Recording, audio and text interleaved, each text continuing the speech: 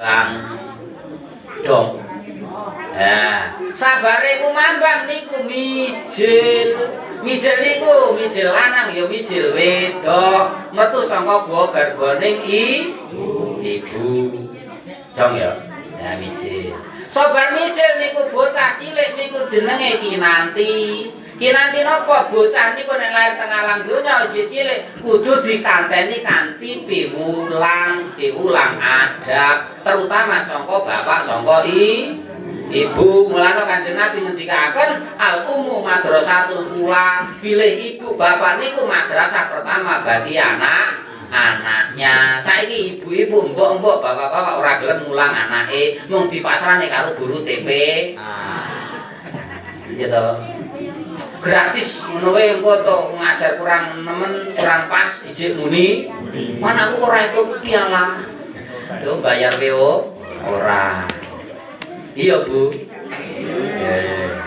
Mulane anak niku perlu dikanteni, mulane mbah-mbah biyen niku wong Jawa niku anak niku nek mulai timindak niku mesti diteta semelah mlaku ngarah. Ngono ora. Ora saiki. Yes. Saiki TikTokan kok. Bocah cilik diajari TikTok. Tetah niku napa? Titah menungso nalang donya. Pinangka makhluke Gusti Allah. Semelah bismillah. Kabeh titah niku kudu dimasilahi, kudu disarani kanthi bismillah. Namung kersane Gusti Allah. Mlaku ngarah. Mulane nek wis kanthi bismillah, wong kuwi urip kudu ngati. Dong ya, ngarep jurang ya aja mbok lewati. Kiwa tengenmu kok keri ya kudu mbok hindari. Nek geni ya aja mbok nyedak ngoten niku. Terus niku Kinanti. Dadi niku wau ajaran maca pat niku ajaran napa innalillahi wa inna ilaihi rajiun. Terus wong Jawa niku disanepane kanthi kudu ngerti sangkan paraning dumati. Oh, lanjut nang le. Oh, maca pati dirangkung nggih. Nggih, saniku bare mle. Pocong wae. Pocong iki kose ora nyatane jebengger ngene-ngene kabeh. Cucu pocong wae. Nggih. Sabaripun niku Kinanti terus sinop. Dadi mulane bocah cilik dikanti-kanti niku ulangan adab diterani sing bener engko nek wis nampa masane enom ben ora dadi cah sing ndak. Bocahne cilik ora diulang adab, ora diulang ngaji, ora diulang tata krama nek enom dadine cah ndablek. Wis. Saniki nek bocah niku wis enom diablek, engko ketrucut asma Randana. Wis seneng karo liyan jenis. Dadine piye? Nek ora ndek adab ndablek niku ya sak-sake. Meten dulu sebelum meni. Ngono ya, Kak. Nah, aku mesake Pak Bayan iki lho, sing ngurusi lagi pripun to Pak ngene niku. Lah ya kepiye to Bu? Aduh kasus. Ngono ya wargane. Sing ketok enek sing teko ora enek, nggih. Dong nggih. Mulane bocah cilik pas Kinanti kudu diulang adab engko nalikanipun sinom ben ngerti hukum agama, nalikanipun balik hukum syariat dulung. Mulane ora nyusahne kiwa tengene, ora nyusahke Pak Ibu ya ora nyusahke aparate. Dadi ora cah nom sing ndablek. Gitu.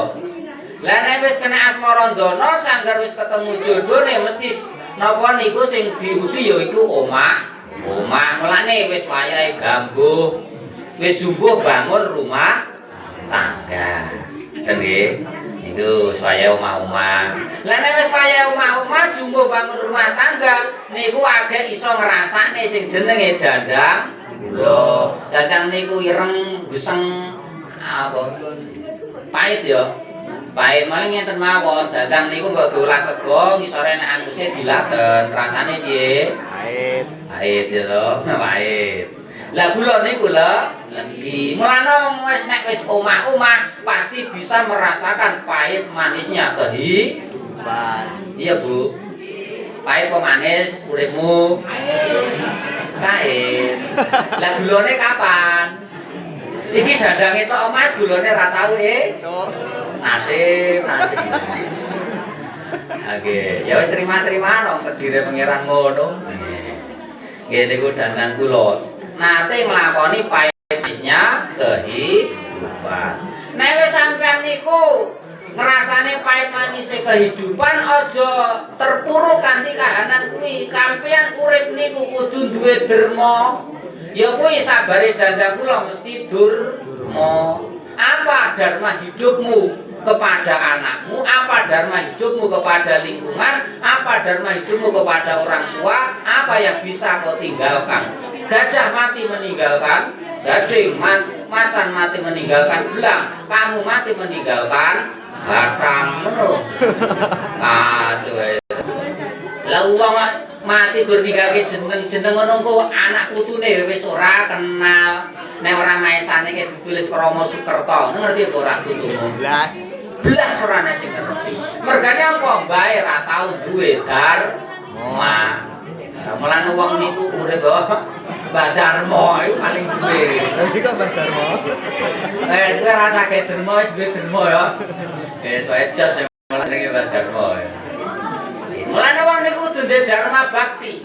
Entah kepada dirinya, entah kepada lingkungan, entah kepada masyarakat, entah kepada keluarga. Minimal bakti kita, dharma kita kepada keluarga, ku anfusakum wa ahlikum naro, jaga dirimu, keluargamu dari api neraka. Wis niku. Nek wis wayahe dharma, dharmane wis mbok hasilke sampean wis berdharma bakti kepada sekelilingnya, terus niku wis teko wayahe pangkur. Ya kuwi wis wayahe mungkur. Gitu. Niku 7 4 pindho untune cepat pipine wis nduk. Dia sing duwe tato napa saiki kaya gambar cacing. Ibu-ibu mbiyen sing ibate blongo rayu-ayu dandanane kaya dene bintang Korea. Saniki ngliwat mbiyen niku nek lewat teng dalan disuwiti. Saiki nek lewat ngelek iwak dan maju apa merusak pandangan. Ngoten ya. Mergane wis weh kita Mbah. Nggih, aku yo padahal biyen bunga desa. Ayo wis niku wis wayahe pangkur, wayahe wong niku mungkur. Nek wayahe mungkur sampean kudu amal saleh dan tador maring Gusti Allah nglakoni sing jenenge suluk niku napa ngambah dalan dumateng Gusti Allah nuju sing jenenge hakikat karo makrifat. Mulane oke ngaji nggih. Nggih kula kapan-kapan tak ngaji karo ibu. Mbok menawa dikon, nek dikon yo wis aku tak karo bapak-bapak Pak ae. Nggih. Nek wis pangkur wayahe mungkur awake dhewe wis tuwek niku wis lara-laranen watu-watuken niku wis wayahe megat terus ya kuwi copot raga lan sak kuwi wis pecah raga sangka ruh sangka ragane. Nek wis wayahe ngono kuwi wayahe lagi agek dipocong mujur wis innalillahi wis mati ten. Ya alhamdulillah sampai saiki wis eneng sing sinom, ya enek sing kinanti, ya enek sing asmarandono, ya sing asmaran iki to. Ya enten sing megatru, enten sing gambu, enten sing napa pangkur ning urung ana sing pucung. Alhamdulillah. Wis ngoten mawon. Pramila wonten kesempatan diri kita tesih dipun paringi gesang dening Gusti Allah wonten taun punika mugi-mugi sansaya linanggung sae napa ingkang dados napa harapan kita ingkang arupi iman dhateng Gusti Allah kita estuaken anggen kita sujud dhumateng Allah Subhanahu wa taala lan mugi harapan kita dalam hidup niki senantiasa nggih apik rezekine lancar barokah saged damel ibadah Allahumma pun kita santun kabeh mekaten kemawon nggih saking kawula kathah kirang lepatipun nyuwun pangapunten akhirul kalam billahi taufiq wal hidayah. Assalamualaikum warahmatullahi wabarakatuh.